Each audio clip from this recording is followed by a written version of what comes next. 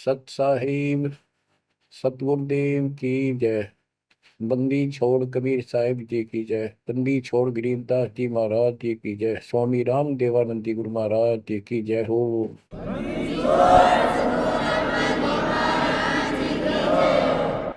सर्व संतों की जय, सर्वभक्तों की जय, धर्म पुरुषों की जय।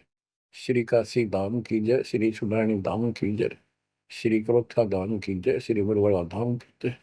सत साहिब ಪರಮ ಪಿತಾ ಪರಮಾತ್ಮ ಕಬೀರರ ಅಪಾರ ದಯೆಯಿಂದ ಮಕ್ಕಳೇ, ನಿಮಗೆ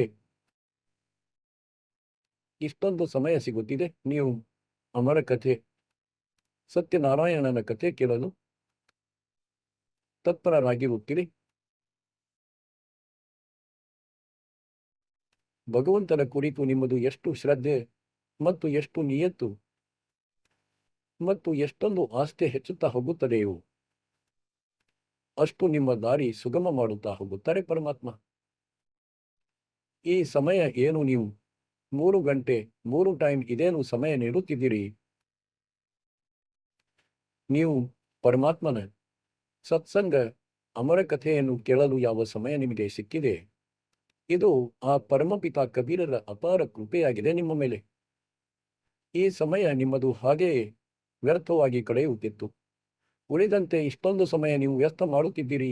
ಭಕ್ತಿಯ ಸಮಯದಲ್ಲಿ ಭಕ್ತಿ ಮಾಡುತ್ತಿದ್ರಿ, ಉಳಿದಂತೆ ಈ ಸಮಯ ನೀವು ವ್ಯರ್ಥ ಮಾಡುತ್ತಿದ್ರಿ. ಈಗಂತೂ ಅದು ಸದುಪಯೋಗವಾಯಿತು. ಇದರ ಲೆಕ್ಕಾಚಾರವಾಗುತ್ತದೆ ಭಿನ್ನ ಭಿನ್ನವಾಗಿ. तुमने दुर्गा का मैल नहीं देखा, ಧರ್ಮರಾಜ್ ಕೆ ದಿಲ್ ದಿಲ್ ಕಾ ಲೆಕ್ಕ. ಕ್ಷಣ ಕ್ಷಣದ್ದು ಒಂದೊಂದು ಶ್ವಾಸದ ಲೆಕ್ಕಾಚಾರವಿದೆ. ಮಕ್ಕಳೇ, ಎಷ್ಟೊಂದು ದೊಡ್ಡ ಷಡ್ಯಂತ್ರವಿದೆ ಅಂದ್ರೆ, ನೀವಂತೂ ಬಾಲಕರಾಗಿದ್ದೀರಿ. ಬ್ರಹ್ಮ ವಿಷ್ಣು ಮಹೇಶ ಇವರು 3 ಪ್ರಧಾನರಾಗಿದ್ದಾರೆ. 3 ಲೋಕಗಳದ್ದು ಮತ್ತು 33 ಕೋಟಿ ದೇವರು ಇದರ ಮುಖ್ಯಸ್ಥರಾಗಿದ್ದಾರೆ. ಇವರಿಗೂ ಸಹ ತಿಳಿಯುತ್ತಿಲ್ಲ ಇದು ಏನಾಗುತ್ತಿದೆ ಎಂದು. ಇದು ಜೀವಿಯ ವಶದ ಮಾತಲ್ಲ. गिरी सदगुरु आए दया करी ऐसे दीन न्याज, बंदी छोड़ बिरदतास्ता जग सजनी ಪ್ರತ್ಯಾಜ್. ಎಲ್ಲರ ಧಾರಣೆ ಪೋಷಣೆ ಮಾಡುವವನು ಮತ್ತು ಬಂಧನ ಬಿಡಿಸುವವನು. ಬಂದಿ ಛೋಡ್ ಅವರ ಪ್ರಥಮ ಗುಣವಾಗಿದೆ, ಪ್ರವೃತ್ತಿಯಾಗಿದೆ, ಸ್ವಭಾವ ಆಗಿದೆ. ಹೇಗೆಂದ್ರೆ ಶ್ರೀಗಂಧದ ಕಟ್ಟಿಗೆಯಲ್ಲಿ ಶೀತಲತೆ ಮತ್ತು ಸ್ಮೆಲ್ ಇವು ಅದರ ಗುಣವಾಗಿದೆ. ಇವುಗಳಂತೂ ಅದರಲ್ಲಿ ಇದ್ದೇ ಇರುತ್ತದೆ. ಎಲ್ಲಿ ಬೇಕಾದಲ್ಲಿ ಇಟ್ಟುಕೊಳ್ಳಿ ಅದನ್ನು. ಈ ಪರಮಾತ್ಮನ ಗುಣವಾಗಿದೆ ಸುಖ ನೀಡುವುದು, ದುಃಖ ದೂರವಾಗಿಸುವುದು, ಕಾಲನ ಬಂಧನದಿಂದ ಬಿಡಿಸುವುದು, ಈ ಜೈಲಿನಿಂದ ಮುಕ್ತ ಮಾಡುವುದು. ಅವರೇ ಬಂದು ಈ ಜ್ಞಾನವನ್ನು ನೀಡಿದ್ದಾರೆ ಮಕ್ಕಳೇ. ಈಗ ಕ್ಷಣ ಕ್ಷಣವು ನಿಮ್ಮ ಜೊತೆಯಲ್ಲಿದ್ದಾರೆ, ಅನುಕ್ಷಣ ಪ್ರತಿ ಕ್ಷಣವೂ ಜೊತೆಯಲ್ಲಿದ್ದಾರೆ. ಹಾಗಾಗಿಯೇ ನೀವು ಇಷ್ಟೊಂದು ಜ್ಞಾನ, ಇಷ್ಟೊಂದು ಸಮಯ ಪರಮಾತ್ಮನಿಗಾಗಿ ಕೊಡಲು ಸಾಧ್ಯವಾಗಿದೆ. ಇದರ ಹೊರತು ಮತ್ತು ಭಕ್ತಿಯ ಹೊರತು ಉಳಿದ ಸಮಯ ನಿಮ್ಮದು ಯಾವುದೇ ಲೆಕ್ಕವಿಲ್ಲ. ಅದನ್ನಂತೂ ಹೊಟ್ಟೆಪಾಡಿಗಾಗಿ ಮಾಡಬೇಕಾಗುತ್ತದೆ, ಮಾಡಲೇಬೇಕು ಕೂಡ. ಮೊದಲಂತೂ ಎಲ್ಲವೂ ಹಾಳಾಗುತ್ತಿತ್ತು, ವ್ಯರ್ಥವಾಗಿ ಹೋಗುತ್ತಿತ್ತು, ಯೂಸ್ಲೆಸ್ ಆಗುತ್ತಿತ್ತು ಎಲ್ಲವೂ. ಈಗ ಮಕ್ಕಳೇ ಎಷ್ಟೊಂದು ಸಂಭಾಳಿಸಿಕೊಂಡಿದ್ದೇವೆ. ಬೆಳಿಗ್ಗೆ ನಿತ್ಯ ನಿಯಮದ ಟೆನ್ಷನ್, ಮೊದಲನೆಯ ಮಂತ್ರ, ನಂತರ ದಿನದಲ್ಲಿ ಭಕ್ತಿಯನ್ನು ಮಾಡುತ್ತೀರಿ ಇಡೀ ದಿನ. ಮಧ್ಯಾಹ್ನದ ಆರತಿ, ಅಸುರನಿಕಂದನ್ ರಮಯಣಿ, ಸಾಯಂಕಾಲ ಮತ್ತೆ ಆರತಿಯ ಟೆನ್ಷನ್. मैंने चलता तो हरिनाम की पूर्ण चलता दास, ಲೋಕ ಚಂತ ನಾಮನವ ಕಾಲ ಕಿ ಪಾಸ್. ಆದ್ದರಿಂದ ಕಾಲನ ನೇರು ಬಹಳಷ್ಟು ಸಡಿಲವಾಗಿ ಬಿಟ್ಟಿದೆ, ಬಹಳ ಲೂಸ್ ಆಗಿ ಬಿಟ್ಟಿದೆ ಮಕ್ಕಳೇ. ಇದನ್ನು ಸಂಭಾಳಿಸಿ. ಆತ್ಮಕ್ಕೆ ಈ ಸತ್ಸಂಗದ ಬಹಳಷ್ಟು ಅವಶ್ಯಕತೆ ಇದೆ. ಮೊದಲಂತೂ ನೀವು ಸತ್ಸಂಗವನ್ನೇ ಕೇಳುತ್ತಿರಲಿಲ್ಲ. ಸಾಯಂಕಾಲ 7:30ರಿಂದ 8:30ಕ್ಕೆ ಸಾಧನಾ ಚಾನಲ್ನಲ್ಲಿ ಬರುತ್ತಿದೆ. ಅದನ್ನು ಕೂಡ ನೀವು ಕೇಳುತ್ತಿರಲಿಲ್ಲ. ಏಕೆಂದರೆ ನೀವು ಮಧ್ಯದಲ್ಲಿ ಮೊಬೈಲ್ಗಳಲ್ಲಿ ಯಾವುದೋ ಕ್ಲಿಪ್ ಬಂತು, ಅದನ್ನು ಓದಿಕೊಂಡಿರಿ 4-5 ನಿಮಿಷದ್ದು. ಯಾರಿಗೂ ಮುಂದೆ ಕಳುಹಿಸಿಬಿಟ್ಟಿರಿ. ಈ ಕೆಲಸದಲ್ಲಿ ತೊಡಗಿದ್ದೀರಿ. ಇದನ್ನು ಸಹ ಅವಶ್ಯವಾಗಿ ಮಾಡಬೇಕು. ಆದರೆ ಈ ಕತೆ ಯಾವುದನ್ನು ಈಗ ಕೇಳುತ್ತಿದ್ದೀರಿ? ಇದರಿಂದ ಮಾಲೀಕರು ನಿಮ್ಮನ್ನು ಹಲವು ವರ್ಷಗಳಿಗಾಗಿ ಚಾರ್ಜ್ ಮಾಡಿಬಿಡುತ್ತಾರೆ ಸ್ವಲ್ಪ ದಿನಗಳಲ್ಲಿ. ದಾತ ಈ ವ್ಯವಸ್ಥೆ ಎಲ್ಲಿಂದ ಮಾಡಿರುವರು ಗೊತ್ತಾ ನಿಮಗೆ? ಮತ್ತು ಏಕೆ? ಏನು ಅವಶ್ಯಕತೆ ಇತ್ತು ಅವರಿಗೆ? ಅವರಿಗೆ ಗೊತ್ತಿದೆ ಮಕ್ಕಳೇ, ನೀವು ಬಾಲಕರಾಗಿದ್ದೀರಿ. ಡಾಕ್ಟರ್ನಿಗೆ ಗೊತ್ತಿರುತ್ತದೆ ಔಷಧಿಯನ್ನು ಯಾವಾಗ ಮತ್ತು ಯಾವ ಸಮಯಕ್ಕೆ ಕೊಡಬೇಕೆಂದು. ಈ ಜನ್ಮ ಮರಣದ ರೋಗ ಮಕ್ಕಳೇ ಬಹಳ ಕಠಿಣವಾಗಿದೆ.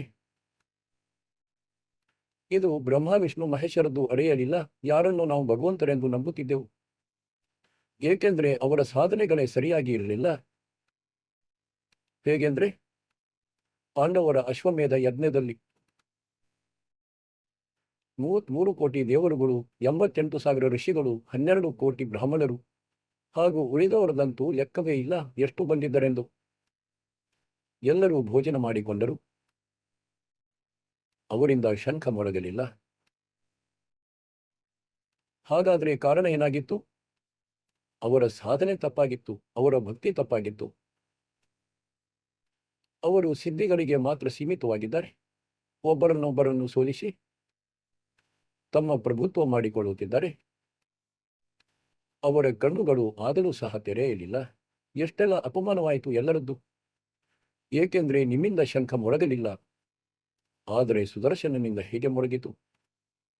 ಇಲ್ಲಿಯ ತನಕ ಈ ಧರ್ಮಗುರುಗಳು ಮಾತಿನಲ್ಲಿ ಮೋಡಿ ಮಾಡುತ್ತಿದ್ದರು.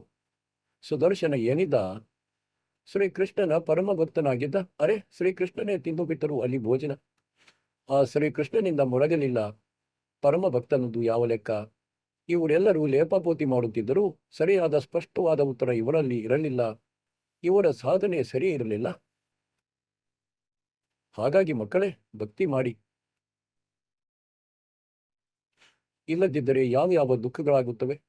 ಯಾವಾಗ ನಾವು ಪ್ರಪಂಚದಲ್ಲಿ ಬಂದೆವು ಪರಮಾತ್ಮನ ದರ್ಬಾರಿನಿಂದ, ಆಗ ಧರ್ಮರಾಜ ಹೇಳಿದ್ದ, ನಿನ್ನ ಹಿಂದಿನ ನೋಡು ಎಲ್ಲ ಜೀವನಗಳನ್ನು, ಎಲ್ಲವನ್ನು ಹಾಳು ಮಾಡಿಕೊಂಡಿರುವೆ, ಒಂದನ್ನು ಕೂಡ ಸಂಭಾಳಿಸಲಾಗಲಿಲ್ಲ ನಿನ್ನಿಂದ. ಮನುಷ್ಯ ಜೀವನ ನೋಡಿಕೊ. ಈಗ ಬಹಳ ಭಾಗ್ಯದಿಂದ ಈ ಮನುಷ್ಯ ಜೀವನ ಪ್ರಾಪ್ತವಾಗಿದೆ. ಇದೆಲ್ಲವನ್ನು ತಿಳಿಸಲಾಗುತ್ತದೆ ಇವನಿಗೆ. ಮತ್ತು ಪೂರ್ಣ ಗುರುವನ್ನು ಮಾಡಿಕೊಳ್ಳಬೇಕು, ಕೆಟ್ಟದರಿಂದ ದೂರವಿರಬೇಕು, ಭಕ್ತಿ ಮಾಡಬೇಕು. ಇಲ್ಲದಿದ್ದರೆ ನೋಡು, ಎಷ್ಟೊಂದು ಜನ್ಮ ಕಷ್ಟ ಅನುಭವಿಸಿದೆ, ಕತ್ತೆ ನಾಯಿ ಹಂದಿಯಾಗಿ ಕಷ್ಟಪಡುತ್ತಿದ್ದೆ. ಅದೆಲ್ಲವನ್ನು ತೋರಿಸಿದರು. ಅಲ್ಲೆಲ್ಲಂತೂ ನಾವು ಸಂಪೂರ್ಣ ದೃಢವಾಗಿ ಬರುತ್ತೇವೆ. ತಾಯಿಯ ಗರ್ಭದಲ್ಲೂ ಸಹ ಎಲ್ಲವೂ ನೆನಪಿರುತ್ತದೆ. ಮತ್ತು ನಾವು ಯಾವಾಗ ಹೊರಬರುವೆವು, ಯಾವಾಗ ಮಾತನಾಡಲು ನಡೆದಾಡಲು ಯೋಗ್ಯರಾಗುತ್ತೇವೆ, ಹಗಲು ರಾತ್ರಿ ಎನ್ನದೇ ಮಾಲೀಕರನ್ನು ನೆನಪಿಸಿಕೊಳ್ಳುತ್ತೇವೆ, ಪೂರ್ಣ ಸಂತನನ್ನು ಹುಡುಕುತ್ತೇವೆ ಎಂದು. ಆದರೆ ಹೊರಬರುತ್ತಲೇ ಕಾಲನು ನಾಶ ಮಾಡುತ್ತಾನೆ ಬುದ್ಧಿಯನ್ನು. ಏನನ್ನು ಕೂಡ ನೆನಪಾಗಲು ಬಿಡುವುದಿಲ್ಲ. ಇವನು ಷಡ್ಯಂತ್ರಕಾರಿಯಾಗಿದ್ದಾನೆ. ಸ್ವತಃ ಪರಮಾತ್ಮ ಬರುತ್ತಾರೆ, ನಮಗೆ ಯಥಾರ್ಥ ಭಕ್ತಿ ಮಾರ್ಗದ ಮತ್ತು ತಮ್ಮ ಮನೆಯ ಜ್ಞಾನ ಮಾಡಿಸುತ್ತಾರೆ, ತಮ್ಮ ಮೂಲ ಸ್ಥಾನದ ನೆನಪು ಮಾಡಿಸುತ್ತಾರೆ. ಮಕ್ಕಳೇ, ನಿಮ್ಮ ಜೊತೆ ಬಹಳ ದೊಡ್ಡ ಷಡ್ಯಂತ್ರ ಮಾಡಲಾಗಿದೆ. ಒಂದು ಮಾತನ್ನು ವಿಚಾರ ಮಾಡಿ, ಅದು ಎಲ್ಲ ಮಾತುಗಳನ್ನು ಕ್ಯಾನ್ಸಲ್ ಮಾಡಿಬಿಡುತ್ತದೆ. ಕಾಲನ ಈ ತಲೆಹರಟೆಗಳನ್ನು. 1 ಸೆಕೆಂಡಿನದು ನಿಮಗೆ ವಿಶ್ವಾಸವಿದೆಯೇ ನೀವು ಸಂಸಾರದಲ್ಲಿ ಇರುತ್ತೀರೆಂದು? ಒಂದೊಮ್ಮೆ ನಿಮಗೆ ಇಷ್ಟೂ ಸಹ ಭಯವಿಲ್ಲದಿದ್ದರೆ ಮತ್ತು ಇದನ್ನೂ ಕೂಡ ಸತ್ಯವೆಂದು ನಂಬದಿದ್ದರೆ ಭಕ್ತಿಗೆ ಯೋಗ್ಯರೇ ಅಲ್ಲ ನೀವು. ನೀವಂತೂ ಸಾಮಾನ್ಯ ವ್ಯಕ್ತಿಗಳಂತೆ ಇರುವಿರಿ ಅಷ್ಟೇ. ನಿಮಗೆ ಇದು ನೆನಪಿನಲ್ಲಿರಬೇಕು, ಈ ಮಾತು ಯಾವಾಗ ಬೇಕಾದರೂ ಇಲ್ಲಿಂದ ಯಾವುದೇ ಕಾರಣದಿಂದ ಹೋಗಬೇಕಾಗುತ್ತದೆ ಎಂದು. ಸರಿ, ಈಗಂತೂ ಪರಮಾತ್ಮನ ಶರಣ ಪ್ರಾಪ್ತವಾಗಿದೆ. ಯಾವುದೇ ತಪ್ಪನ್ನು ಮಾಡಬೇಡಿ, ಯಾವ ಟೆನ್ಷನ್ ಇಲ್ಲ. ಆದರೂ ಸಹ ನೆನಪಿನಲ್ಲಿಟ್ಟುಕೊಳ್ಳಿ, ಯಾವಾಗ ಯಾವ ತಪ್ಪಾಗಿ ತಕ್ಷಣ ಹೋಗಬೇಕಾಗುವುದು. ಅದಕ್ಕಾಗಿ ಭಕ್ತಿಯಲ್ಲಿ ಹೆಚ್ಚು ಆಸಕ್ತಿಯನ್ನು ಇಟ್ಟುಕೊಳ್ಳಿ. ಮತ್ತು ಯಾವ ಕೆಲಸವನ್ನು ಹೇಗೆ ಯೋಚಿಸಿ, ಅಂದರೆ ಹಾಳಾಗದಿರಲಿ, ತೊಂದರೆಯಾಗದಿರಲಿ ಎಂದು. ಸತ್ಸಂಗವನ್ನು ಸಹ ಕೇಳುವುದಿಲ್ಲ. ಭಕ್ತಿಯಲ್ಲಿ ಕೂಡ ಆಲಸ್ಯ ಮಾಡುತ್ತೀರಿ, ಮುಂದಾಕಿ ಬಿಡುತ್ತೀರಿ. ಹಾಗೂ ಅದಂತೂ ಯಾವ ಕೆಲಸಕ್ಕೂ ಬರುವಂಥದ್ದಲ್ಲ. ಮತ್ತು ಇದು ನಿಮ್ಮದು ಹಾಳಾಯಿತು. ಕಬೀರ್ ಸಾಹೇಬರು ಹೇಳುತ್ತಾರೆ, ಕಬೀರ್ ರಾಮ ನಾಮ ಕಡುವಾ ಲಾಗೆ, ಮಿಠೆ ಲಾಗೆ ದಾಮ್, ದುವಿಧಾ ಮೇ ದೋನೋ ಗಯೆ, ಮಾಯಾ ಮಿಲಿ ನ ರಾಮ್. ನಿಮಗೆ ಬಹಳ ಸಲ ಒಂದು ಉದಾಹರಣೆಯನ್ನು ಹೇಳುತ್ತಿರುತ್ತಾನೆ ದಾಸನು. ನನ್ನ ಪೂಜ್ಯ ಗುರುದೇವರು ಸತ್ಯಲೋಕಕ್ಕೆ ಹೋಗಿಬಿಟ್ಟಿದ್ದರು. ಅದರ ನಂತರ ಸ್ವಲ್ಪ ದಿನ ತಲವಂಡಿ ಭಾಯಿ ಪಂಜಾಬ್ನ ಭಕ್ತರ ಆಗ್ರಹದ ಮೇಲೆ ದಾಸನು ಎಲ್ಲಿ ನಮ್ಮ ಗುರುದೇವರ ಆಶ್ರಮವಿದೆ ಅಲ್ಲಿ ಅವರ ಅಂತಿಮ ಸಂಸ್ಕಾರ ಮಾಡಿದ್ದಾರೆ. ಅಲ್ಲಿ ಸತ್ಸಂಗ ಮಾಡಲು ಹೋಗುತ್ತಿದ್ದೆ.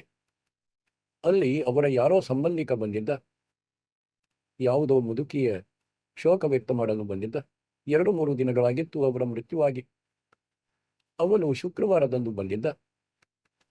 ಹಾಗಂತೂ ನಾವು ರವಿವಾರಕ್ಕೆ ಸತ್ಸಂಗ ಮಾಡುವುದಿತ್ತು. ಶನಿವಾರಕ್ಕೆ ಅವನು ಹೋಗತೊಡಗಿದ. ಅವರ ಸಂಬಂಧಿಕರು ಹೇಳಿದರು, ನೀವು ಉಳಿಯಿರಿ. ಇಡೀ ಪರಿವಾರವಿತ್ತು. ನಾಳೆ ಸತ್ಸಂಗವನ್ನು ಕೇಳಿ. ರವಿವಾರದ್ದು 9-10 ಗಂಟೆ ಸತ್ಸಂಗ ಆರಂಭವಾಗುತ್ತದೆ. 1 ಗಂಟೆಯ ತನಕ ಮುಗಿದು ಹೋಗುತ್ತದೆ. ಅವನು ಹೇಳಿದ, ಇಲ್ಲ, ನನಗೆ ಬಹಳ ಅವಶ್ಯಕತೆ ಇದೆ ಹೋಗುವುದು. ಬಹಳಷ್ಟು ಹೇಳಿದ ಮೇಲೆ ಅವನು ತನ್ನದನ್ನು ತಿಳಿಸಿದ, ನನ್ನದೊಂದು ಪಾರ್ಟಿಯಿಂದ ಕಾಂಟ್ರಾಕ್ಟ್ ಆಗುವುದಿದೆ, ಅಗ್ರಿಮೆಂಟ್ ಆಗುವುದಿದೆ. ಅದರಲ್ಲಿ ನನಗೆ 5 ಲಕ್ಷ ರೂಪಾಯಿಯ ಬೆನಿಫಿಟ್ ಆಗುತ್ತದೆ. ಇದು 1998ರ ಮಾತಾಗಿದೆ. ಆ ಸಮಯ 5 ಲಕ್ಷ ಅಧಿಕ ಆಗಿರುತ್ತಿತ್ತು. ಒಪ್ಪಲಿಲ್ಲ. ಮೇಲಿಂದ ಮೇಲೆ ಹೇಳಿದರೂ ಕೂಡ ಹೊರಟು ಬಿಟ್ಟ. ಇಡೀ ಪರಿವಾರವಿತ್ತು. ಮಾರುತಿ ಕಾರಿನದ್ದು ಆ ಸಮಯ ಬಹಳ ಆಸಕ್ತಿ ಇತ್ತು ಜನರಲ್ಲಿ. ಅಂಬಾಲಾದ ಅಕ್ಕಪಕ್ಕ ಮೇನ್ ರೋಡಿನ ಮೇಲೆ ಒಂದು ಕಾಂಕ್ರೀಟ್ನಿಂದ ತುಂಬಿದ್ದ ಒಂದು ಟ್ರಕ್ ನಿಂತಿತ್ತು. ಹಿಂದಿನ ಚಕ್ರಗಳನ್ನು ತೆಗೆದಿದ್ದರು. ಜಾಕ್ ಹಚ್ಚಿದ್ದರು. ಆ ಗಾಡಿ ಇಷ್ಟೊಂದು ಸ್ಪೀಡ್ನಲ್ಲಿತ್ತು. ಅವನಿಗಂತೂ 5 ಲಕ್ಷ ರೂಪಾಯಿ ಕಾಣುತ್ತಿದ್ದವು. ಎಷ್ಟೊಂದು ಸ್ಪೀಡ್ನಲ್ಲಿದ್ದ ಅಂದ್ರೆ ಆ ಟ್ರಕ್ಕಿನ ಕೆಳಗೆ ಹುಟ್ಟಿತು. ಆ ಜಾಕ್ ಸರಿಯಿತು ಮತ್ತು ಆ ಟ್ರಕ್ ಅವರ ಮೇಲೆ ಬಿತ್ತು. 4 ಸತ್ತು ಹೋದರು. ಪತಿ ಪತ್ನಿ, ಮಗ ಮಗಳು. ನೋಡಿ ಎಂತಹ ವಿನಾಶವಾಯಿತು. ಕಬೀರ್ ಸಾಹೇಬರು ಹೇಳುತ್ತಾರೆ, ರಾಮ್ ನಾಮ್ ಕಡುವಲ್ಲಾದ್ರೆ मीठे लगे नाम दमिदाम बोलना भाई माया मिलेंगे राव. ಮಕ್ಕಳೇ, ಈ ಉದಾಹರಣೆಗಳಿಂದ ಕಲಿಯಬೇಕು ನೀವು. ಹಾಗೂ ಪರಮಾತ್ಮನ ಕಡೆ ಹೆಚ್ಚು ಆಸಕ್ತಿ ಇಟ್ಟುಕೊಳ್ಳಿ. ನೋಡಿ, ಮೃತ್ಯುವಂತೂ ನಮ್ಮದು ಆಗುತ್ತದೆ. ಹಾಗೂ ಹೇಳುತ್ತಾರೆ, ಸದ್ಗುರು ಪುರುಷ ಕಬೀರ್ ಸೆ ಯಹಸೆ ಕರಗೆ ಕೂಚ್. ಈ ಕೆಟ್ಟ ಲೋಕವಂತೂ ಒಂದು ದಿನ ಕೂಡ ಇರುವಂಥದ್ದಲ್ಲ. ಆದರೆ ನಮ್ಮಲ್ಲಿ ಅಷ್ಟೊಂದು ಉತ್ಸುಕತೆ ಉಂಟಾಗಿಲ್ಲ ಇದನ್ನು ಪೂರ್ಣ ಮನಸ್ಸಿನಿಂದ ತ್ಯಾಗ ಮಾಡುವಷ್ಟು. ಇದು ತನ್ನಿಂತಾನೇ ಆಗುತ್ತದೆ. ಸ್ವಲ್ಪ ದಿನ ಜ್ಞಾನ ಕೇಳುತ್ತಲಿರಿ ಮತ್ತು ಭಕ್ತಿಯನ್ನು ಹೆಚ್ಚಿಸಿ. ಈ ಕೆಟ್ಟ ಲೋಕದಿಂದಂತೂ ಸದ್ಗುರು ಪುರುಷ ಕಬೀರ್ ಯಹಸೆ ಕರಗೆ ಕೂಚ್. ಅವರೂ ಸಹ ಹೋಗಿಬಿಟ್ಟರು ಈ ಹೊಲಸು ಲೋಕವನ್ನು ಬಿಟ್ಟು. ಹಾಗಂತೂ ನಾವು ಕೂಡ ಬಿಡಲೇಬೇಕು. ಇಲ್ಲಂತೂ ಇರಲು ಸಾಧ್ಯವಿಲ್ಲ. ಇದಂತೂ ಗ್ಯಾರಂಟಿಡ್ ಆಗಿದೆ, ನಿಮಗೂ ಗೊತ್ತಿದೆ. ಹಾಗಾದ್ರೆ ಈ ಲೋಕದಲ್ಲಿ ಯಾವುದರ ಮೇಲೆ ಆಸಕ್ತರಾಗಿ ಕುಳಿತಿದ್ದೀರಿ ನೀವು? ಯಾರನ್ನು ನಿಮ್ಮವರೆಂದು ನಂಬಿದ್ದೀರಿ? ಅದಕ್ಕಾಗಿ ಆ ಪರಮಾತ್ಮನನ್ನು ನೆನಪಿಸಿಕೊಳ್ಳಿ. ನಿಮಗೆ ಅಮರ ಗ್ರಂಥ ಸಂತ ಗರೀಬ್ದಾಸರ ಅಮೃತವಾಣಿಯಿಂದ ಚೇತಾವಣಿ ಅಂಗದಿಂದ ಕೆಲವು ವಾಣಿಗಳನ್ನು ತಿಳಿಸುತ್ತೇನೆ. ಏಕೆಂದ್ರೆ ಈ ವಾಣಿಗಳು ಹೇಗಿವೆ ಅಂದ್ರೆ, ಗಾರುಡಿಗ ಒಂದು ಮಂತ್ರ ಸಿದ್ಧ ಮಾಡಿಕೊಳ್ಳುತ್ತಾನೆ. ಒಂದು ಪದ್ಯವಿರುತ್ತದೆ, ಅದನ್ನು 1000 ಲಕ್ಷ ಬಾರಿ ಓದಿಕೊಂಡು ಮತ್ತು ಅದನ್ನು ಸಿದ್ಧ ಮಾಡಿಕೊಳ್ಳುತ್ತಾನೆ. ಅವನೇನು ಮಾಡುತ್ತಾನೆ, ಆ ಗಾರುಡಿಗ ಮಂತ್ರವನ್ನು ಹೇಳುತ್ತಾನೆ. ಮೂರ್ಛಿತ ಸರ್ಪ ಕಚ್ಚಿದ್ದರಿಂದ ಮೂರ್ಛಿತನಾಗುತ್ತಾನೆ ಆ ವ್ಯಕ್ತಿ. ಅವನ ಮೇಲೆ ಆ ಮಂತ್ರವನ್ನು ಹೇಳುತ್ತಾನೆ. ಸಂಪೂರ್ಣ ಪದ್ಯ ಹೇಳುತ್ತಿರುತ್ತಾನೆ. 3-4 ಸಲ, 10 ಬಾರಿ, 20 ಸಲ. ಆ ಮೂರ್ಛಿತ ವ್ಯಕ್ತಿ ಆ ಮಂತ್ರದ ಅರ್ಥ ತಿಳಿದಿರುವುದಿಲ್ಲ ಹಾಗೂ ಅದನ್ನು ಕೇಳುತ್ತಿಲ್ಲ. ಆದರೂ ಸಹ ಅದು ಕೆಲಸ ಮಾಡುತ್ತದೆ ಅವನ ಶರೀರದ ಮೇಲೆ, ಬಾಡಿಯ ಮೇಲೆ, ಆತ್ಮದ ಮೇಲೆ. ಅವನ ವಿಷವನ್ನು ಇಳಿಸಿಬಿಡುತ್ತಾರೆ. ಅವನು ಜೀವಿತನಾಗಿ ಬಿಡುತ್ತಾನೆ, ಸಚೇತನಾಗುತ್ತಾನೆ. ಅದಕ್ಕೆ 10-20 ಬಾರಿ ಹೇಳುತ್ತಿರುತ್ತಾನೆ ಚೇತನ ಬರುವ ತನಕ ಅವನಿಗೆ. ಇದೇ ಪ್ರಕಾರ ಮಕ್ಕಳೇ, ಇದೇನು ವಾಣಿಯಾಗಿದೆ, ಗರೀಬ್ದಾಸರ ಮುಖಕಮಲದಿಂದ ಉಚ್ಚಾರಿತವಾಗಿದೆ. ಮಹಾಪುರುಷರ ಸಮರ್ಥ ಶಕ್ತಿಯ ಉಪಾಸಕರಾಗಿದ್ದರು. ಸ್ವಚ್ಛ ನಿರ್ಮಲ ಆತ್ಮವಾಗಿತ್ತು ಅವರ ಮುಖಕಮಲದಿಂದ. ಈ ಎಷ್ಟೆಲ್ಲ ವಾಣಿಗಳು ಉಚ್ಚಾರಿತವಾಗಿವೆ, ಎಲ್ಲವೂ ಆ ಗಾರುಡಿಗನ ಮಂತ್ರದಂತೆ ಸ್ವಸಿದ್ಧವಾಗಿದೆ. ಇದನ್ನು ಕೇಳುವುದರಿಂದ ಕೂಡ ಆತ್ಮದ ವಿಷ ಇಳಿಯುತ್ತದೆ, ಇದರ ಮೂರ್ಛೆ ದೂರಾಗುತ್ತದೆ. ಇದರದ್ದೇನು ಕೊಳೆ ಇದೆ, ಅದು ಪೂರ್ಣ ರೂಪದಿಂದ ಸ್ವಚ್ಛವಾಗಲು ಆರಂಭವಾಗುತ್ತದೆ. ಆದರೆ ಇನ್ನೊಂದು ದೊಡ್ಡ ಖುಷಿ ಏನಂದ್ರೆ, ನಿಮಗೆ ವರದಾನವಾಯಿತು ನಿಮಗಾಗಿ ಈ ಅಮೃತವಾಣಿ. ಹಾಗೂ ನಂತರ ನಿಮ್ಮ ಗುರುಗಳ ಬಾಯಿಯಿಂದ ಉಚ್ಚಾರಿತವಾದದ್ದನ್ನು ಖಂಡಿತ ಕೇಳುವಿರಿ. ಈಗ ಇವು ಪೂರ್ಣವಾಗಿ ರೆಕಾರ್ಡೆಡ್ ಆಗಿಬಿಟ್ಟಿವೆ. ನಿಮ್ಮ ಮುಂಬರುವ ಪೀಳಿಗೆ ಸಹ ಪಾರಾಗುವರು ಇದನ್ನು ಕೇಳಿ ಕೇಳಿ. ಒಬ್ಬರಂತೂ ಉತ್ತರಾಧಿಕಾರಿ ಇರುತ್ತಾರೆ, ಪ್ರಧಾನಮಂತ್ರಿ ಇರುತ್ತಾರೆ. ಪ್ರಧಾನಮಂತ್ರಿ ಯಾರಿಗೆ ಪವರ್ ಕೊಡುತ್ತಾನೆ, ಅವನು ಯಾವ ವಚನಗಳನ್ನು ಹೇಳುತ್ತಾನೆ, ಅವು ಮಾನ್ಯವಾಗಿರುತ್ತವೆ ಮತ್ತು ಆ ಕೆಲಸವಾಗುತ್ತದೆ. ಇದೇ ಪ್ರಕಾರ ದಾಸನು ಪರಮೇಶ್ವರನ ನನ್ನ ಪೂಜ್ಯ ಗುರುದೇವರ ಉತ್ತರಾಧಿಕಾರಿಯಾಗಿದ್ದಾನೆ. ಹಾಗೂ ದಾಸನ ಮುಖಾರವಿಂದದಿಂದ ಉಚ್ಚಾರಿತವಾದ ಯಾವ ವಾಣಿಗಳನ್ನು ನೀವು ಕೇಳುತ್ತೀರಿ, ನಿಮ್ಮ ಕಲ್ಯಾಣವಾಗುತ್ತದೆ. ನಿಮ್ಮ ಆತ್ಮ ನಿರ್ಮಲವಾಗುತ್ತಾ ಹೋಗುತ್ತದೆ. ಸ್ವಯಂ ಓದುವುದರಿಂದ ಆತ್ಮದಲ್ಲಿ ಹಂಬಲವಂತೂ ಉಂಟಾಗುತ್ತದೆ. ಆದರೆ ಈ ಶಕ್ತಿಯಂತೂ ಹೀಗೆ ಬರುತ್ತದೆ. ಈಗಂತೂ ಪರಮಾತ್ಮ ಇಂತಿಂಥ ಉಪಕರಣಗಳನ್ನು ಮಾಡಿಸಿಬಿಟ್ಟಿದ್ದಾರೆ. ಎಲ್ಲ ವಾಣಿಗಳು ರೆಕಾರ್ಡ್ ಆಗಿವೆ. ಹಾಗೂ ಇದನ್ನು ಬೇಕಾದಾಗೊಮ್ಮೆ ಯಾವುದೇ ಅಂಗವನ್ನು ಯಾವಾಗಲಾದರೂ ಕೂಡ ಕೇಳಿಸಿಕೊಳ್ಳಿ. ಇಡೀ ಪರಿವಾರವೇ ಕುಳಿತು ಅರ್ಧ ಗಂಟೆ ಕೇಳಿ. ಡೈಲಿ ಕೇಳದಿದ್ದರೆ ವಾರಕ್ಕೊಮ್ಮೆಯಾದರೂ ಅವಶ್ಯವಾಗಿ ಕೇಳಿ. ಅದರಿಂದ ಬಹಳ ಬೆಳಕಾಗುತ್ತದೆ, ಪ್ರಕಾಶವಾಗುತ್ತದೆ, ಧೈರ್ಯ ಬರುತ್ತದೆ, ದೃಢತೆ ಬರುತ್ತದೆ. ಅಮರ ಗ್ರಂಥ ಸಂತ ಗರೀಬ್ದಾಸರ ಅಮೃತವಾಣಿಯಿಂದ ಚೇತಾವನಿ ಅಂಗದಿಂದ ವಾಣಿಗಳು. मेरी पानी की दिन बूंद से साध बनाया जीव, अंदर बहुत अंदेश था बार विसरिया पीव. ಸಂತ ಗರೀಬ್ದಾಸರು ಹೇಳುತ್ತಾರೆ, ಪರಮಾತ್ಮ ಅದೆಂತ ಅದ್ಭುತ ಮಾಡಿದ್ದಾರೆ, ನಿಮ್ಮ ಬಾಡಿ ತಯಾರಿಸಿದ್ದಾರೆ. ಪಾನಿ ಕಿ ಜಲ್ ಬೂಂದ್ ಸೆ ಇವ್ ಸಾಧ್ ಬನಾಯ ಜೀವ್. ತಾಯಿಯ ಹೊಟ್ಟೆಯಲ್ಲಿ, ಒಳಗೆ, ಗರ್ಭದಲ್ಲಿ ಎಲ್ಲವೂ ನೆನಪಿತ್ತು ನಿಮಗೆ. ಹೊರಗೆ ಬಂದು ಮರೆತು ಬಿಟ್ಟಿರಿ ಭಗವಂತನನ್ನು. ಗರೀಬ್ದಾಸರು ನೆನಪಿಸುತ್ತಾರೆ ನಮಗೆ. ಗಿರಿಮ್ ಒಂದೇ ಮುಕ್ತ ರಹ ಥಾ ತಲಸರ ऊपर पांव ರಖನ್ ಹಾರೆ ರಾಖಿಯ ಜಠರಾಗಿ ನಾವು.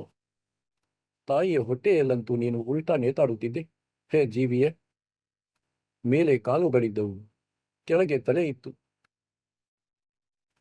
ಅಲ್ಲಿಯೂ ಕೂಡ ಪರಮಾತ್ಮ ನಿನ್ನ ರಕ್ಷಣೆ ಮಾಡಿದರು. ಮತ್ತು ಜೊತೆಯಲ್ಲಿ ಜಠರಾಗ್ನಿ, ಯಾವುದು ಜೀರ್ಣಕ್ರಿಯೆಯನ್ನು ಉತ್ತೇಜಿಸುತ್ತದೆ ಅದನ್ನು ಜಠರಾಗ್ನಿ ಎಂದು ಹೇಳುತ್ತಾರೆ. ಈಗ ನೀವು ಹಸಿ ಬಿಸಿ ಭೋಜನವನ್ನು ಮಾಡುತ್ತೀರಿ, ಯಾವುದೇ ಸಲಾಡ್ ತಿನ್ನುತ್ತೀರಿ, ಹಣ್ಣು ಹಂಪಲು ತಿನ್ನುವಿರಿ, ಬೇಯಿಸಿದ ರೊಟ್ಟಿ ಪಲ್ಯ ತಿನ್ನುತ್ತೀರಿ, ಹಲ್ವಾ ತಿನ್ನುತ್ತೀರಿ, ಪೂರಿ ತಿನ್ನುತ್ತೀರಿ. ಅದನ್ನು ಮತ್ತೊಮ್ಮೆ ಹೊಟ್ಟೆಯಲ್ಲಿ, ಉದರದಲ್ಲಿ ಅದನ್ನು ಬೇಯಿಸಲಾಗುತ್ತದೆ. ಯಾವ ಗ್ಯಾಸ್ ಒಲೆ ಇಲ್ಲ, ಯಾವುದೇ ಬಟ್ಟಿ ಇಲ್ಲ, ಯಾವ ಒಲೆ ಇಲ್ಲ. ಅದ್ಭುತ ನೋಡಿ ದಾತನದ್ದು. ಇದೇ ರೀತಿಯಲ್ಲಿ ಬೇಯಿಸಲಾಗುತ್ತದೆ ಮತ್ತು ಅದರಲ್ಲಿ ಎಲ್ಲ ರಸ ಬೇರೆ ಬೇರೆ ಅದರಿಂದಲೇ ಮೂಳೆ ಆಗುತ್ತದೆ, ಅದರಿಂದಲೇ ಬ್ಲಡ್ ಆಗುತ್ತದೆ, ಅದರಿಂದಲೇ ಮಾಂಸ ತಯಾರಾಗುತ್ತದೆ, ಶಕ್ತಿ ಬರುತ್ತದೆ. ಪರಮಾತ್ಮನನ್ನು ಒಂದೊಮ್ಮೆ ನೀವು ನೋಡ ಬಯಸಿದರೆ ಎಲ್ಲಿ ಬೇಕಾದಲ್ಲಿ ನೋಡಬಹುದು ಅವರ ಶಕ್ತಿಯನ್ನು. ಎಷ್ಟೊಂದು ಪ್ರಾಣಿಗಳನ್ನು ತಯಾರಿಸಿದ್ದಾರೆ ಮನುಷ್ಯರನ್ನು. ಹಾಗೂ ಯಾರದ್ದು ಪರಸ್ಪರರಲ್ಲಿ ಮುಖ ಹೋಲಿಕೆ ಆಗುವುದಿಲ್ಲ, ಮುಖ ಹೊಂದಾಣಿಕೆ ಆಗುವುದಿಲ್ಲ. ಹಾಗೂ ಒಬ್ಬ ವ್ಯಕ್ತಿ ಸ್ತ್ರೀ ಪುರುಷನ ಜೀವನದಲ್ಲಿ ಕಡಿಮೆ ಕಡಿಮೆ ಎಂದರೂ 4 ಬಾರಿ ಮುಖ ಬದಲಾಗುತ್ತದೆ, 4 ಮುಖ ಬದಲಿಸುತ್ತದೆ. ಬಾಲ್ಯಾವಸ್ಥೆಯಲ್ಲಿ ಬೇರೆಯ ಮುಖ, 5-7 ವರ್ಷದವನಾಗುವನು ಮುಖ ಬದಲಾಗುತ್ತದೆ. ಮತ್ತು ಆದರೂ ಸಹ ಒಂದಕ್ಕೊಂದು ಹೋಲಿಕೆಯಾಗುವುದಿಲ್ಲ. ಯುವ ಆದಾಗ ಸ್ವಲ್ಪ ಹೋಲಿಕೆಯಾಗುತ್ತದೆ. ವಯಸ್ಸು ಯಾವಾಗ 50 ದಾಟುತ್ತದೆ ಪೂರ್ಣ ಸ್ವರೂಪವೇ ಬಿಗಡಾಯಿಸಲು ಆರಂಭವಾಗುತ್ತದೆ. 70-80 ವರ್ಷದ ಆಯಸ್ಸಿನಲ್ಲಿ ಹಿಂದಿನ ಮುಖ ಗುರುತಿಸುವುದು ಸಹ ಕಷ್ಟವಾಗುತ್ತದೆ. ಆದರೂ ಸಹ ಒಂದಕ್ಕೊಂದು ಹೊಂದಾಣಿಕೆಯಾಗುವುದಿಲ್ಲ. ಲಕ್ಷ ಮತ್ತು ಕೋಟಿ ಜನರದ್ದು ಹೀಗೆಯೇ ಬದಲಾಗುತ್ತದೆ. ಕೆಲವರು ಹೀಗೆ ಹೇಳುತ್ತಾರೆ, ಭಗವಂತನಿಲ್ಲ. ಈ ರೀತಿಯವರು ಇದ್ದಾರೆ ಕೆಲವು ನಾಸ್ತಿಕರು. ಇವರಂತೂ ಸದಾಕಾಲ ಇದ್ದೇ ಇರುತ್ತಾರೆ. ಆದರೆ ಭಕ್ತರಿಗಾಗಿ ಇದು ಪರ್ಯಾಪ್ತವಾಗಿದೆ. ಗಿರಿಂ ಒಂದೇ ಮುಖ ಜಬ್ ರೆಹತಾ ತಲಸರ ऊपर पांव रखन हारी राखिया जठरग्नि की लाल. गिरिम अस्थि चान तरग रोम सब किसने की नागूब. उधर बीच पोषण किया बनलनी के बूबे. ಪರಮಾತ್ಮನ ಮಹಿಮೆಯನ್ನು ಸಂತ ಗರೀಬ್ದಾಸರು ಹೇಗೆ ತಿಳಿಸುತ್ತಾರೆ ಅಂದ್ರೆ, ಅಸ್ಥಿ, ಮೂಳೆ, ಚರ್ಮ, ಮೇಲೆ ಹೊದಿಕೆ, ರಗ್ ಅಂದ್ರೆ ನಾಡಿ, ರೋಮ್ ಅಂದ್ರೆ ಕೂದಲು ಮತ್ತು ಗೂದ್ ಅಂದ್ರೆ ಮಾಂಸ. ಇದು ಎಷ್ಟೊಂದು ಅದ್ಭುತ ಮಾಡಿ ಬಾಡಿಯನ್ನು ತಯಾರು ಮಾಡಿದ್ದಾರೆ ನಿಮ್ಮದು. ಮತ್ತು ಉದರ ಬೀಚ್ ಪೋಷಣೆಯ ತಾಯಿಯ ಗರ್ಭದಲ್ಲಿ ನಿನ್ನ ಪಾಲನೆ ಪೋಷಣೆ ಮಾಡಿದರು. ಬಿನಜನನಿಕೆ ದೂದ್ ಅಲ್ಲಂತೂ ತಾಯಿಯ ಹಾಲು ಕೂಡ ಸಿಗುತ್ತಿರಲಿಲ್ಲ ನಿಮಗೆ. ತಾಯಿಯ ನಾಭಿಯಿಂದ ಇಂಟರ್ನಲ್ ಕನೆಕ್ಷನ್ ಮಾಡಿಬಿಟ್ಟರು ಮಗುವಿನ ನಾಭಿಯಿಂದ. ಮಕ್ಕಳೇ, ಇಷ್ಟೊಂದು ಅದ್ಭುತವಾಗಿದೆ. ಈ ಬಾಡಿಯ ಒಳಗೆ ಇಷ್ಟೊಂದು ಅದ್ಭುತ ಮಾಡಿಬಿಟ್ಟಿದ್ದಾರೆ ದಾತ. ಆದ್ದರಿಂದ ಪರಮಾತ್ಮನ ಮಹಿಮೆಯನ್ನು ಬಹಳ ಆಳವಾಗಿ ತಿಳಿಯಬೇಕು ನಾವು. ಅವರ ಶರಣದಲ್ಲಿ ಇರಬೇಕು. ಭಕ್ತಿ ಹಗಲು ರಾತ್ರಿ ಮಾಡಬೇಕು. ಹೇಗೆಂದ್ರೆ ನೀವು ತಾಯಿಯ ಗರ್ಭದಲ್ಲಿ ಮಾಡುತ್ತಿದ್ದಂತೆ. ನಿನಗೆ ತ್ವಹಿ ತುತ್ಕಾರ ಥಿ जब तक पागापुर बाहर आकर बर्मिया बोत उठाए पाबूರು. ತಾಯಿಯ ಗರ್ಭದಲ್ಲಿ ನಿನ್ನ ಜೊತೆ ಯಾರೂ ಇರಲಿಲ್ಲ. ಯಾವ ಸಹೋದರನೂ ಇರಲಿಲ್ಲ. ತಂದೆ ತಾಯಿಯ ಯಾವುದೇ ಸಹಯೋಗ ಇರಲಿಲ್ಲ. ಕೇವಲ ನೀನು ಒಬ್ಬನೇ ಇದ್ದೆ ಮತ್ತು ಮಾಲೀಕರನ್ನು ನೆನಪು ಮಾಡಿಕೊಳ್ಳುತ್ತಿದ್ದೆ. ಹೇ ಪರಮಾತ್ಮ, ರಕ್ಷಣೆಯನ್ನು ಮಾಡು. ಅಲ್ಲಿ ನಿನಗೆ ತಿಳುವಳಿಕೆ ಇತ್ತು ಏನಂದ್ರೆ ಭಗವಂತನ ಹೊರತು ಯಾರೂ ನನ್ನ ರಕ್ಷಕರಿಲ್ಲವೆಂದು. ಹಾಗಾಗಿ ಅಲ್ಲಂತೂ ತುಹಿ ಹೇ ಪರಮಾತ್ಮ, ನೀನೇ ಇರುವೆ, ನನಗೆ ಎಲ್ಲ ನೀನೇ ಆಗಿರುವಿ. ಹೇ ಪರಮಾತ್ಮ, ನೀನೇ ಇರುವೆ, ನನ್ನ ರಕ್ಷಣೆ ಮಾಡಿ, ನನ್ನನ್ನು ಹೊರಗೆ ತೆಗೆಯಿರಿ ನರಕದಿಂದ. ನಿಮ್ಮನ್ನು ಮರೆಯುವುದಿಲ್ಲ ಭಗವಂತ. ಹಾಗೂ ಹೊರಗೆ ಬಂದು ಯಾವ ರೀತಿ ಅಪರಾಧ ಮಾಡತೊಡಗಿದೆ. ಭಗವಂತನ ನೆನಪು ಸಹ ಬರುವುದಿಲ್ಲ ಹೊರಗೆ ಬಂದ ಮೇಲೆ. ಅದೆಲ್ಲ ತಲೆಹರಟೆಗಳನ್ನು ನೆನಪು ಮಾಡಿಕೊಳ್ಳುತ್ತಾನೆ. ಆದರೆ ಪರಮೇಶ್ವರ ಕಬೀರರ ಕೃಪೆ ನೋಡಿ ಮತ್ತೊಮ್ಮೆ ಬರುತ್ತಾರೆ. ಅವರಿಗೆ ಗೊತ್ತಿದೆ ಕಾಲದ ಷಡ್ಯಂತ್ರ ಜಬರ್ದಸ್ತ್ ಇದೆ. ಇದು ಜೀವಿಯ ವಶದ ಮಾತಲ್ಲ. ತ್ವಹಿ ತುತ್ಕಾರ ಥಿ ರರಂಕಾರ ದುನಿಧಾನ जिन्हें साज बनाई यह जागू ने पहचान. ತಾಯಿಯ ಗರ್ಭದಲ್ಲಿ ಏನು ನೀನು ಬಡಬಡಿಸುತ್ತಿದೆಯಲ್ಲ, ಈಗ ಅದನ್ನೇ ಮತ್ತೆ ಆರಂಭಿಸು. ಮತ್ತೆ ಮಾಡು, ಆಗ ಕೆಲಸವಾಗುತ್ತದೆ.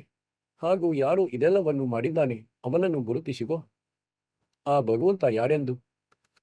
ಗ್ರಿವ್ ಓ ಗ್ರೋಧ ಒಂದೇ ಮುಖ ಜಪಥ रंकार दुनि धीरे उस तल्ब को याद कर दिव्यो खड़ा शरीर.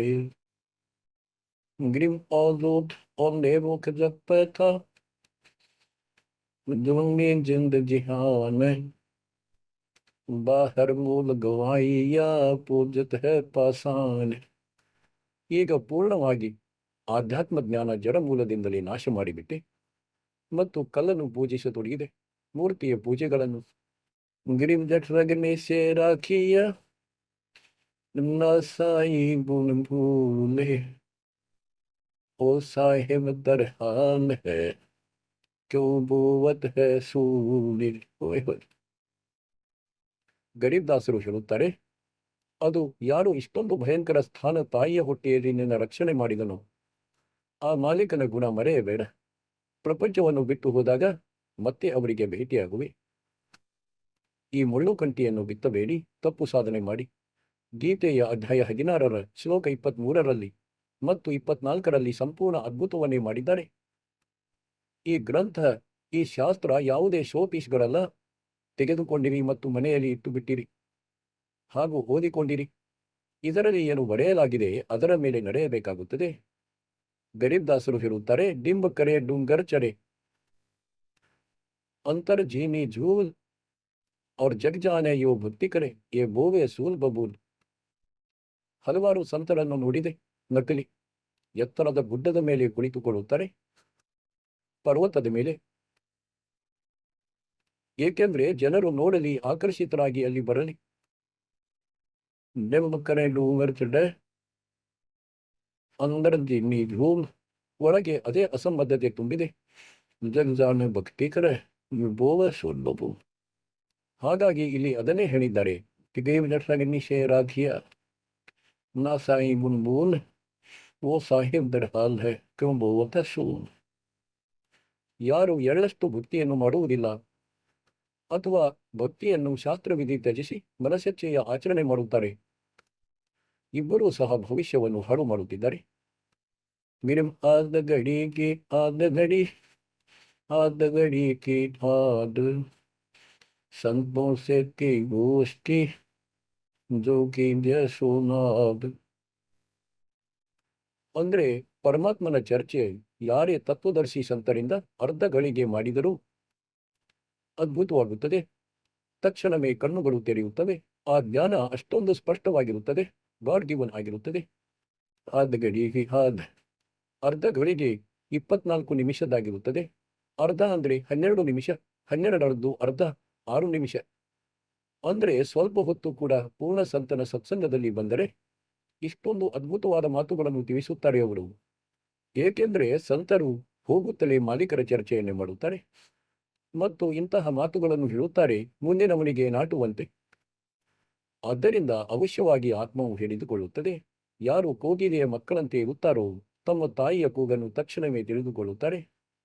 ಒಂದೇ ಒಂದು ಕೂಗಿಗೆ ಕಿವಿ ನಿಂತುಕೊಳ್ಳುತ್ತದೆ ಅವರದ್ದು, ಇನ್ನೊಂದು ಕೂಗಿಗೆ ಹಾರಿ ಬರುತ್ತವೆ. ಇದೇ ಪ್ರಕಾರ ಯಾರು ಪರಮಾತ್ಮನ ಹಂಸಾತ್ಮರಾಗಿರುತ್ತಾರೆ ಅವರು ಪೂರ್ಣ ಸಂತರ ಸತ್ಸಂಗವನ್ನು, ಸಂಕೇತಗಳನ್ನು ತಿಳಿಯಲು ಆರಂಭಿಸುತ್ತಾರೆ. ಗಡಿ ತೋ ಯಾದ ಕರ ನಿಮಲಾಸನ ಭೂರ್ ಸದ್ಗುರು ಎಲ್ಲ ದೇತ ವಿಷ ಸುನ ಬೋವಿ. ಪಾವುಗಡಿ ಅಂದ್ರೆ 6 ನಿಮಿಷವಾದರೂ ನೆನಪು ಮಾಡಿಕೊ.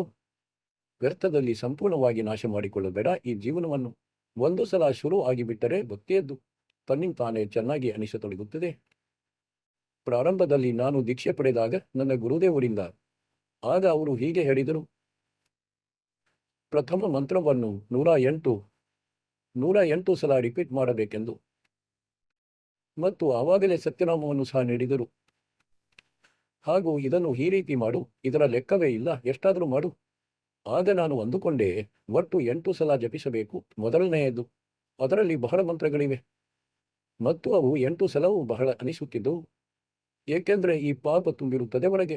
ನಾವು ಮೇಲಿನಿಂದ ಭಕ್ತರಂತೆ ಕಂಡರೂ ಸಹ, ಆದರೆ ನಿರ್ಬಲತೆಯಂತೂ ಇರಲಿಲ್ಲ ಒಳಗೆ. ಹೊರಗಿನಿಂದ ಪ್ರೇರಣೆ ಮಾಡುತ್ತಿತ್ತು, ಆ ಹಂಬಲವಿತ್ತು.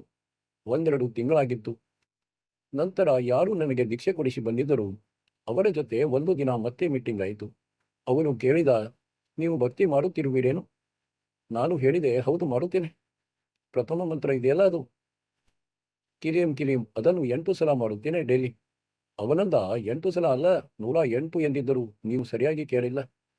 ಹಾಗೂ ಎರಡನೆಯದು ಅದಂತೂ ಬಹಳ ಮಾಡುತ್ತೇನೆ, ಅದನ್ನು 108 ಸಲ ಮಾಡಿ. ಆಗಂತೂ ನನ್ನ ಮನಸ್ಸಿನಲ್ಲಿ ಬಂತು 108 ಸಲ, ಅದು ನಿನ್ನ ಅದ್ಭುತವಾಯಿತು. ಯಾವಾಗ ಆಗುತ್ತದೆ ಇದು? ಆರಂಭದಲ್ಲಿ. ಏಕೆಂದರೆ ನಾವು ಹೇಗಿದ್ದೆವು ಅಂದರೆ ಜ್ಯೋತಿ ಹಚ್ಚಿ ಬಿಡುತ್ತಿದ್ದೆವು ಮನೆಯಲ್ಲಿ. ಜ್ಯೋತಿ ಹಚ್ಚಿ ಆರತಿ ಮಾಡುತ್ತಾ ಹೊರಗೆ ಬಂದು ಬಿಡುತ್ತಿದ್ದೆವು. ಓಂ ಜಯ ಜಗದೀಶ ಹರೇ ಸ್ವಾಮಿ ಅಂದ್ರೆ ಹೊರಬರುವುದರೊಳಗೆ ಪೂರ್ಣ ಮಾಡುತ್ತಿದ್ದೆವು. ಇಂತಹ ಭಕ್ತಿಯಾಗಿತ್ತು ನಮ್ಮದು ಮೊದಲು, ಈ ದೀಕ್ಷೆಗಿಂತ ಮೊದಲು. ಈಗ ಆ ಪಾಪ ಕಡಿಮೆಯಾಗುತ್ತಾ ಹೋಯಿತು. ಆತ್ಮದಲ್ಲಿ ಹಸಿವು ಹೆಚ್ಚಾಗತೊಡಗಿತು. ಈಗ ಲೆಕ್ಕವೇ ಇಲ್ಲ ಎಷ್ಟು ಮಾಡುತ್ತೇವೆಂದು. ಇವು ಸಹ ಕಡಿಮೆ ಅನಿಸುತ್ತವೆ. 108, 2-3 ಮಾಲೆ, 4-5 ಮಾಲೆ ಹೆಚ್ಚಂದ್ರೆ ಆಗ ತೃಪ್ತಿಯಾಗುತ್ತಿತ್ತು.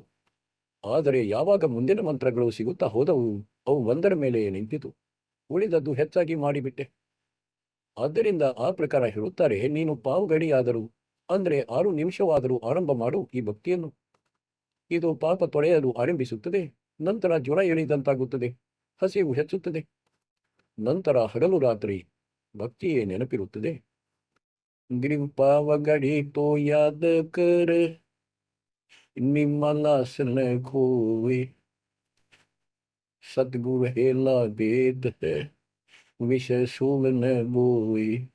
गिरिम अलग अलग को याद करे मुकद्दर को कुर्बानी साई शक्ति तोड़ करे राजा हदम जिहाद. ಅಂದ್ರೆ ಮಾಲೀಕನನ್ನು ಅಲ್ಲ ಎಂದು ಹೇಳಿ, ಬೇಕಿದ್ರೆ ಅವನನ್ನು ಅಲಕ್ ಎಂದು ಹೇಳಿ, ಆ ಸಮರ್ಥ ಅಲ್ಲನ ಮೇಲೆ ಸಮರ್ಪಿತನಾಗು. ಆ ಪರಮಾತ್ಮನ ಕಡೆಗೆ ಏಕೆ ಬೆನ್ನು ಮಾಡಿ ಕುಳಿತಿರುವೆ? ಅವರತ್ಯ ಅದು ಜಿಹಾನ್. ಈಗ ಸಂಸಾರದಲ್ಲಿ ನಿನ್ನ ಮೋಹವಾಯಿತು. ಗಿರಿಸುವ ಶೆಂಬಲಶೇಯ ऐसी लड़ियां दे जम किंकर तुझे ले जाएंगे ಮುಖ ಮೇಲೆ ಕರಖೆ. ಹೇಗೆಂದ್ರೆ ಒಂದು ಗಿಳಿ ಇರುತ್ತದೆ, ಪಕ್ಷಿ. ಅದೊಂದು ಬುರುಗದ ಮರ ನೋಡಿ ಹೀಗೆ ಆಸೆ ಇಟ್ಟು ಕುಳಿತುಕೊಳ್ಳುತ್ತದೆ, ಇದು ದೊಡ್ಡದಾಗುತ್ತದೆ ಮತ್ತು ಫಲ ಬಿಡುತ್ತದೆ, ನಾನು ತಿನ್ನುವೆ. ಅದು 10-12 ವರ್ಷದಲ್ಲಿ ದೊಡ್ಡದಾಗುತ್ತದೆ, ಅದಕ್ಕೆ ಫಲ ಹತ್ತುತ್ತದೆ, ಅದಕ್ಕೆ ಹಣ್ಣುಗಳು ಇಷ್ಟೊಂದು ಚೆನ್ನಾಗಿ ಕಾಣುತ್ತವೆ. ಹೇಗೆಂದ್ರೆ ಮಾವಿನ ಹಣ್ಣು ಇರುವಂತೆ. ಹಾಗೂ ಅವು ಹಳದಿ ಬಣ್ಣದ್ದಾಗಿರುತ್ತವೆ ಹಣ್ಣಾದಾಗ. ಆಗ ಅವುಗಳಲ್ಲಿ ಹಳ್ಳಿ ತುಂಬಿಕೊಂಡಿರುತ್ತದೆ, ಹತ್ತಿ, ಕಾಟನ್.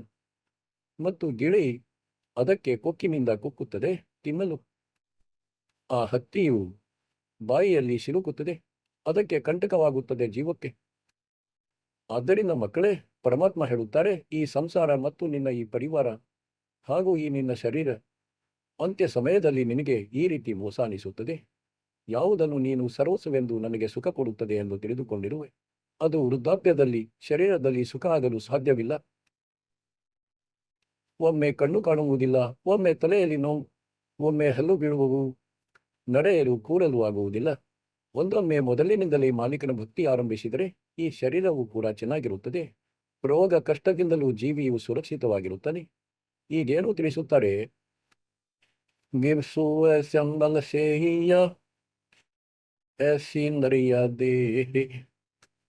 ಭಕ್ತಿ ಮಾಡದವರಿಗೆ ಜಂಕಿಂಕರ್ ತುಮೆ ಲೇ ಜಾಯೆಂಗೆ ಮುಖ ಮಡೆ ಕರ್ ಖೇರೆ. गिर आदि समय चेता नहीं अंत समय अधिकारे मध्य समय माया रत्ता पकड़ लिया गवारे. ಅಂದ್ರೆ ಆದಿ ಸಮಯ, ಬಾಲ್ಯದಲ್ಲಂತೂ ಜಾಗೃತನಾಗಲಿಲ್ಲ, ಜ್ಞಾನವಿರುವುದಿಲ್ಲ.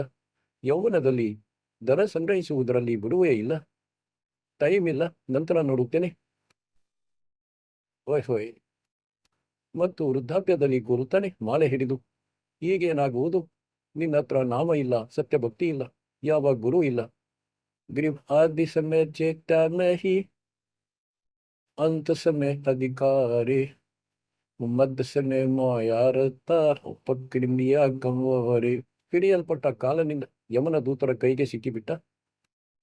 ಅಂತ ಸಮಯ ಬೀತ ಘನಿ ತನ್ಮಲ ದರ ನಧೀರೆ वो साई को याद कर ಕಿಮಿಯೋ ದಿಯ ಶರೀರಿ. ಯಾವಾಗ ಭಕ್ತಿ ಇಲ್ಲದೆ ಮನುಷ್ಯ, ಸ್ತ್ರೀ ಪುರುಷ ಸಾಯುವರಲ್ಲ, ಇಷ್ಟೊಂದು ದುರ್ಗತಿ ಆಗುತ್ತದೆ. ಯಮನ ದೂತರು ಕಾಣಿಸುತ್ತಾರೆ, ಮಲಮೂತ್ರ ವಿಸರ್ಜನೆ ಆಗುತ್ತದೆ.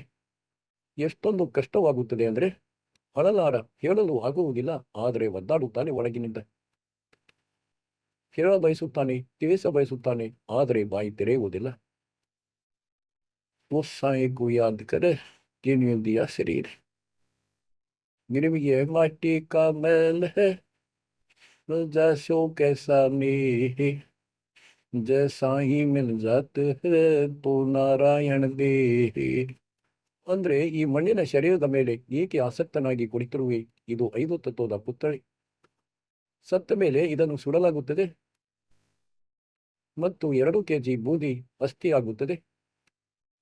ಒಂದೊಮ್ಮೆ ಈ ಮಣ್ಣಿನಿಂದ ಪರಮಾತ್ಮನ ಪ್ರಾಪ್ತಿಯಾಗಿ ಬಿಟ್ಟರೆ ನಿನಗಾಗಿ ಇದು ಭಗವಂತನ ಸ್ವರೂಪದ ಶರೀರವಾಗಿದೆ.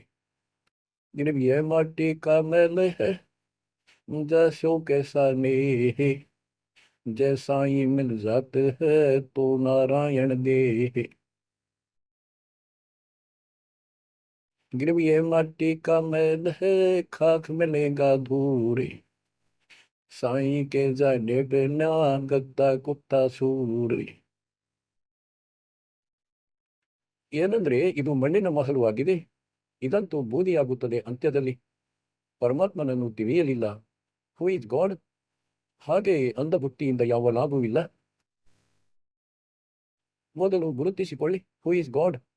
ಅದಾದ ಮೇಲೆ ಪೂರ್ಣ ಗುರುವಿನಿಂದ ಭಕ್ತಿ ಪಡೆದು ಸಮರ್ಪಿತರಾಗಿ, ಆಗ ಇದರ ಲಾಭವಾಗುತ್ತದೆ. ಅದಕ್ಕೆ ಎಲ್ಲಕ್ಕಿಂತ ಮೊದಲು ನಾವು ಭಗವಂತನನ್ನು ಗುರುತಿಸಿಕೊಳ್ಳಬೇಕು. ಅವರ ಪರಿಚಯವನ್ನು ನಿಮಗೆ ಮಾಡಿಸಲಾಗಿದೆ. ಗಿರ್ವಿಯ ಮಾಟಿ ಕಾ ಮೇಲ್ ಹೈ सार में लक्षण नाही, चार सकस कांद दरे मरगट में ले जाए। मेरी अग्नि में जला तन फूट किए, होगा हाहाकार, चेत सके तो चेतिए, सतगुरु कहे पुकारे। ಮಕ್ಕಳೇ, ಕಬೀರ್ ಸಾಹೇಬರು ಹೇಳುತ್ತಾರೆ, ಯಾವಾಗ ಸಂಸಾರವನ್ನು ಬಿಟ್ಟು ಒಬ್ಬರೇ ಹೋಗುವರು ಸ್ತ್ರೀ ಪುರುಷ, ಯಾವ ಪರಿವಾರದಲ್ಲಿ ಯಾವ ಸಂಪತ್ತಿಗೆ ಅಂಟಿ ಕುಳಿತಿರುವೆ ಮತ್ತು ಭಗವಂತನ ಭಕ್ತಿಗಾಗಿ ಟೈಮ್ ಇಲ್ಲ. ಈಗಷ್ಟೇ ನಿಮಗೆ ಕಥೆ ಹೇಳಿದ್ದೆ, ಆರಂಭದಲ್ಲಿ ಉದಾಹರಣೆ ನೀಡಿದ್ದೆ. ಈಗ ಏನು ಒಯ್ದರು ಜೊತೆಯಲ್ಲಿ, ಏನು ಮಾಡುವಿರಿ ಆ 5 ಲಕ್ಷಗಳನ್ನು? ಈಗ ನಾಯಿಯಾಗಿ ಕಷ್ಟಪಡುತ್ತಿದ್ದಾರೆ. ಈ ಎಲ್ಲ ಮಾತುಗಳ ಒಂದೇ ರಿಸಲ್ಟ್ ಆಗಿದೆ, ಕೆಲಸ ಮಾಡಿ, ಭಕ್ತಿ ಮಾಡಿ, ಇಡೀ ಪರಿವಾರವನ್ನು ಸರಿದಾರಿಯಲ್ಲಿ ನಡೆಸಿ. ಎಲ್ಲಿಯ ತನಕ ಇಲ್ಲಿರುವಿರಿ ರಕ್ಷಣೆ ಮಾಡುವನು ಕಬೀರ್ ಪರಮಾತ್ಮ. ಹೇಗೆಂದ್ರೆ ಮಹಾಭಾರತದ ಯುದ್ಧದಲ್ಲಿ ಟಿಕ್ಕಿಬ ಪಕ್ಷಿಯ ಮೊಟ್ಟೆಗಳನ್ನು ರಕ್ಷಣೆ ಮಾಡಿದನು. ಅಲ್ಲಂತೂ ಒಂದೇ ಪರಮಾತ್ಮನಲ್ಲಿ ಪ್ರಾರ್ಥಿಸುತ್ತಿತ್ತು, ಅದರದ್ದೇ ಭಕ್ತಿಯಿಂದ ರಕ್ಷಿಸಿದ್ದರು. ಹಾಗೂ ಇಲ್ಲಂತೂ ಬಾಲಕರು ಕೂಡ, ನೀವು ಸಹ, ಮಕ್ಕಳು ಕೂಡ, ತಾಯಿಯೂ ಸಹ, ತಂದೆಯೂ ಕೂಡ ಎಲ್ಲರೂ ಭಕ್ತಿ ಮಾಡುತ್ತಾರೆ. ಇಲ್ಲಂತೂ ಪರಮಾತ್ಮ ಸಂಪೂರ್ಣವಾಗಿ ನಿಮ್ಮ ಮೇಲೆ ಛತ್ರಿಯನ್ನೇ ಹಿಡಿಯುವರು ನಿಮಗಾಗಿ. ಆದರೆ ಇದರದ್ದು ಈ ಅರ್ಥ ಎಂದಿಗೂ ತಿಳಿಯಬೇಡಿ, ನಾವು ಸುಖಿಯಾಗಿದ್ದೇವೆ, ನಮಗೆ ಯಾವುದೇ ತೊಂದರೆ ಆಗುವುದಿಲ್ಲ. ಭಕ್ತಿಯನ್ನು ಮಾಡದಿದ್ದರೆ ಈ ತೊಂದರೆಗಳಂತೂ ಬಂದೇ ಬರುತ್ತವೆ, ನಂತರ ಭಗವಂತನ ಕೈ ಸರಿದು ಬಿಡುತ್ತದೆ. ಅದೆಂಥ ಮಾತು! ಅವರು ಸುರಕ್ಷೆ ಇದಕ್ಕಾಗಿ ಕೊಡುವರು, ಏಕೆಂದರೆ ನಿಮಗೆ ಭಕ್ತಿ ಮಾಡುವ ಅವಕಾಶ ಸಿಗಲೆಂದು, ನಿಮಗೆ ಪ್ರೋತ್ಸಾಹ ಸಿಗಲೆಂದು, ನೀವು ಧೈರ್ಯದಿಂದ ಇರಲೆಂದು. ಪರಮಾತ್ಮ ಹೇಳುತ್ತಾರೆ, ಕಬೀರ್ ಸಾಹೇಬರು ಏನಂದ್ರೆ, ಕೆ ಹಿಡಿಕಿದ್ದೆ ರುವಾಗೆ ಸುರ್ಕಾದ್ರು ಸಾರ್ಲಾಗಿಯ ಕಿಲ್ಲಿ. ಈ ಎಲ್ಲ ಜಗತ್ತನ್ನು ಬಿಟ್ಟು ಯಾವಾಗ ಹೊರಡುವುದು ಆತ್ಮ ತಲೆ ಚಚ್ಚಿಕೊಂಡು ಎದೆ ಬರೆದುಕೊಂಡು ಅಳುತ್ತದೆ, ಅಯ್ಯಯ್ಯೋ ನನ್ನ ಸಂಪತ್ತು, ಅಯ್ಯಯ್ಯೋ ನನ್ನ ಮಕ್ಕಳು, ನನ್ನ ಪರಿವಾರವೆಂದು. ಯಮನ ದೂತರು ಅವನ ಕೈ ತಿರುಗಿಸಿ ಮತ್ತು ಚಪ್ಪಲಿನಿಂದ ಹೊಡೆಯುವರು. ಪರಿವಾರದವನೇ, ಭಕ್ತಿಯನ್ನು ಏಕೆ ಮಾಡಲಿಲ್ಲ? ಯಾವುದು ಮಾಡಬೇಕಾಗಿತ್ತು ಅದನ್ನು ಮಾಡಲಿಲ್ಲ, ನಿಷ್ಪ್ರಯೋಜಕ ಆತ್ಮನೇ. ನಡೆ, ಪರಿವಾರ ಬೇಕಿದ್ರೆ ಧನರಾಜನ ದರ್ಬಾರಿನಲ್ಲಿ ನೋಡುತ್ತೇವೆ, ಎಲ್ಲಿ ಸಿಗುತ್ತದೆ ನಿನಗೆಂದು. ನಾಯಿ ಮಾಡಿಬಿಟ್ಟ, ಅಲ್ಲಿಯೂ ಪರಿವಾರ. ಆ ಮಕ್ಕಳಲ್ಲೂ ಮೋಹವಿದೆ, ಇವರಲ್ಲಿ ಇದ್ದಂತೆ. ಇದು ನಿಮ್ಮ ತಿಳುವಳಿಕೆಗೆ ಮೀರಿದ ಮಾತುಗಳಾಗಿವೆ. ಕಣ್ಣು ತೆರೆಯಿರಿ, ಇರಲಿ ಮೋಹ ಮಮತೆ, ಯಾವ ದೊಡ್ಡ ಮಾತಲ್ಲ, ವಶದ ಮಾತಲ್ಲ. ಆದರೆ ಈ ಮಾತುಗಳನ್ನು ನೆನಪಿನಲ್ಲಿಟ್ಟುಕೊಳ್ಳಿ, ಅಂತ್ಯ ಸಮಯದಲ್ಲಿ ಈ ಮಮತೆ ಸಂಪೂರ್ಣ ನಾಶವಾಗಿ ಬಿಡುತ್ತದೆ. ಅಂತ್ಯ ಸಮಯದಲ್ಲಿ ಇದೆಲ್ಲವೂ ನಿಮಗೆ ಜ್ಞಾನದಿಂದ ನೆನಪಿರುತ್ತದೆ. ಯಾವಾಗ ಹೋಗುವ ತಯಾರಿ ಆಗುತ್ತದೆ, ನಿಮ್ಮ ಆತ್ಮ ಈ ಜ್ಞಾನದ ಆಧಾರದಿಂದ ಪೂರ್ತಿ ಸರಿಯುತ್ತದೆ. ಇಲ್ಲದಿದ್ದರೆ ಇವುಗಳಲ್ಲಿಯೇ ಸಿಲುಕಿಕೊಂಡಿರುತ್ತೀರಿ ನೀವು. ಭಕ್ತಿಯನ್ನು ಮಾಡಿಕೊಂಡಿರಿ, ಆಸ್ತೆ ಇಲ್ಲಿಯೇ ಇದ್ದರೆ ಮತ್ತೆ ಜನ್ಮವಾಗುತ್ತದೆ.